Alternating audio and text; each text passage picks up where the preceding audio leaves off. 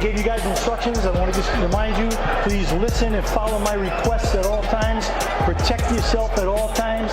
Fight hard, fight clean. Good luck to both of you. In those shots, go take it to Crawford. Right there. Asking why he's not picking it up. Absolutely. Good jab right there, left-handed. He's naturally left. Canelo versus Crawford felt less like a boxing match and more like a family reunion brawl in the driveway after too many tequila shots. The bell rings, and Canelo walks out like a landlord arriving to collect rent and deliver body shots. Fresh at this point, if he's going to try to go back there. Wicked combination by Bud. Immediately reminding Bud this ain't no welterweight Airbnb, son. Bud's answer drifts around like a tax refund in February. Here one moment, gone the next. Snapping that southpaw jab like he's swiping left on every punch Canelo dares to throw. But there is just thudding power from Canelo. Terence. He's like fluid. And there is Canelo dropping with a... By the fourth, it's straight up intellectual violence. Crawford check hooking like his charging interest. Canelo firing back with rib busters that land like someone dropped a watermelon off the roof. They're grinning after getting cracked, which feels almost playful. Until you remember these are two grown men joyfully trading brain damage like Pokemon cards.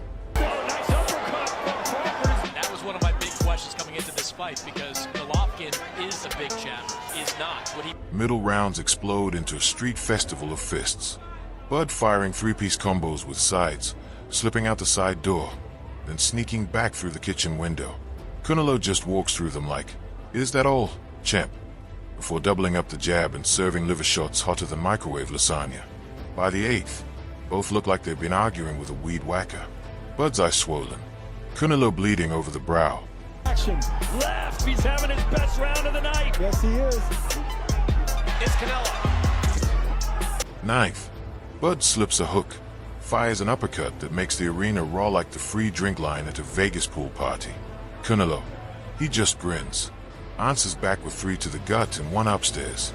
Like nice shot. Right hand. One, it's not because he's losing or thinks he's losing, getting caught with a lot this fight. Yes. Now, hold this real quick.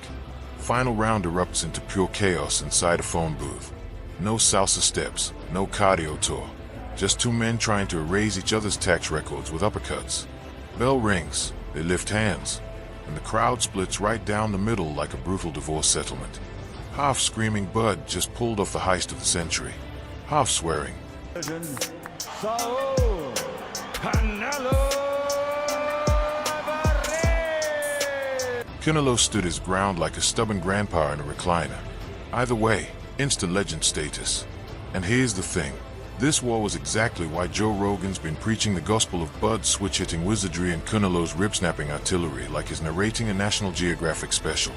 Joe's got Bud flipping stances like it's a mutant ability. But let's be real, this ain't the MCU. That's Canelo, standing there ripping body shots like rent's 3 months overdue.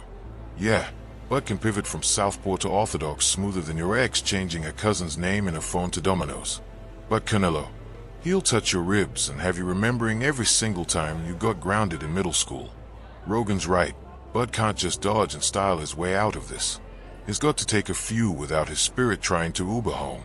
This fight's chess, only the pieces are grenades. Folks talking like Canelo already got the gold watch, farewell cake, and thanks for your service card signed by the WBC. But nah, man's still built like a pit bull who just found out the mailman's back in town.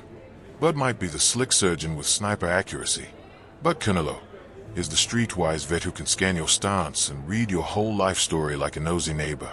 This isn't young gun versus old head. This is two chefs in the kitchen, both holding knives, and neither one here for a cooking show. And trust, this isn't your casual Saturday night scrap. This is the fight where your uncle suddenly starts dropping Muhammad Ali quotes he half remembers, and your aunt morphs into a walking HBO boxing archive. Crawford's the kind of guy who smiles right before taking your lunch money, and Canelo's the type to hand it back. After serving a body shot, you'll still be paying interest on come tax season.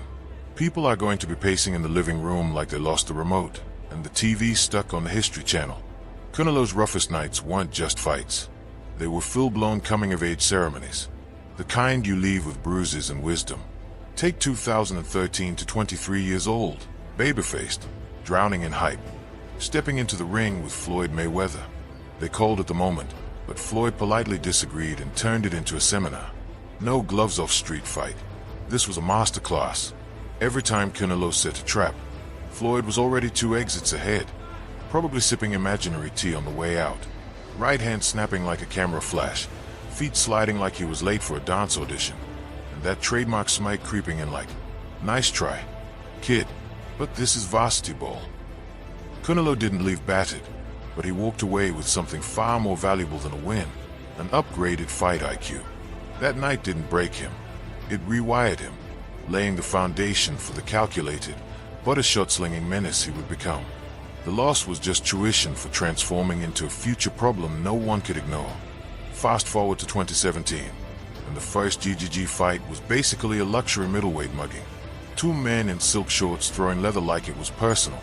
Golovkin didn't just punch. He advanced like a human bulldozer, wearing that cold Kazakh's poker face carved out of granite and pure stubbornness. Canelo would slip a jab, rip a crisp 3-punch combo, and boom, GGG still standing there. Like a horror movie villain who doesn't bother with jump scares, just steady, inevitable doom. The crowd went wild every time Canelo landed clean. But the real exam wasn't physical, it was psychological. Could he stand in that furnace for 12 rounds without breaking? That night proved Canelo wasn't just a slick counterpuncher with highlight reel combos. He was a trench fighter who could bite down and trade in hell without blinking. No flinch, no retreat, no let's just make it to the bell energy. Just pride-fueled answers to every Golovkin question. And while the scorecards had fight fans arguing like it was Thanksgiving dinner politics, everyone agreed on one thing. Canelo walked out with a whole new level of respect stamped on his name. Meanwhile, in Omaha in 2019, Terence "Bud" Crawford's roughest night didn't come under glitzy Vegas spotlights or red carpets. It came deep in hostile territory against relentless mean machine Kavaliauskas. On paper, Bud was supposed to coast, maybe even sneak in some light cardio. In reality, Mean Machine showed up like he missed a memo, dead set on wrecking the script. Midway through, Crawford eats a sneaky right hand that had the crowd side-eyeing like, "Yo, did he just hit the canvas?" The ref waved it off, but anyone with working eyeballs knew Bud got buzzed. That's when the switch flipped. The calm surgical technician clocked out, and the street fighter clocked in. Crawford stopped playing chess and started playing demolition derby, walking Kavaliauskas down, ripping shots with bad intentions, trading slick finesse for pure spite. What could have been a dragged-out, uncomfortable night instead turned into a brutal statement. Buzz if you want, but be ready for the storm that follows. And then came the Sean Porter fight in 2021, a scrap that felt like 2 pit bulls locked in a phone booth with the rent past due. Porter's style was controlled chaos, charging in, looping shots from oddball angles, mauling like he was trying to wrestle you and punch you at the same time. 4-9 rounds, Bud had to deal with the whole ugly package: awkward feet, accidental headbutts, and pressure that never took coffee breaks. But that's the Crawford blueprint. He downloads your style like an FBI file, and once the password's cracked, the system is his. In the 10th, Bud timed a perfect counter, caught Porter clean, and instantly smelled blood in the water. Seconds later, the fight was done.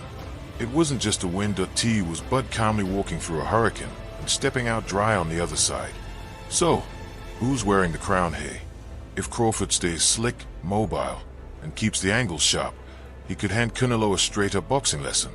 But if Canelo digs those sledgehammers into Bud's ribs early, Crawford might start rethinking his career choices mid-round. This one's 50-50ths, folks. Drop your pick in the comments.